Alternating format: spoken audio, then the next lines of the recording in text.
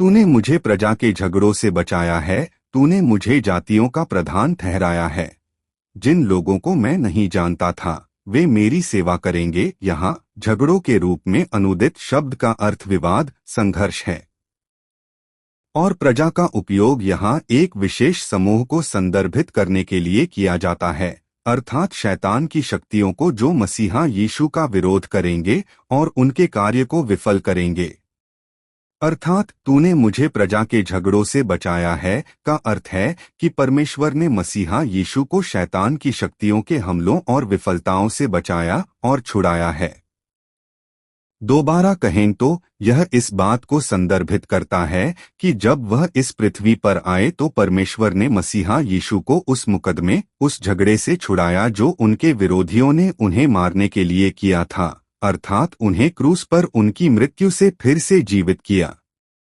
और तूने मुझे जातियों का प्रधान ठहराया है का अर्थ है कि परमेश्वर न केवल मसीहा यीशु को मृतकों में से जीवित करेंगे बल्कि उन्हें कई जातियों का अगुवा भी बनाएंगे, अर्थात वह उन्हें उस राजा के रूप में स्थापित करेंगे जो कई जातियों पर शासन और प्रभुत्व करेगा। दोबारा कहें तो परमेश्वर मसीहा यीशु को उनके पुनरुत्थान और स्वर्गारोहण के बाद स्वर्गीय सिंहासन पर बैठाएंगे और उनके उद्धार के कार्य को जारी रखने देंगे। वह इस दुनिया, इस पूरे ब्रह्मांड पर शासन और प्रभुत्व करेंगे ताकि उस उद्धार की योजना को पूरा कर सकें जिसकी उन्होंने अनादिकाल से योजना बनाई थी। तो इसका परिणाम क्या होगा? परिणाम यह होगा कि जिन लोगों को मैं नहीं जानता था वे मेरी सेवा करेंगे।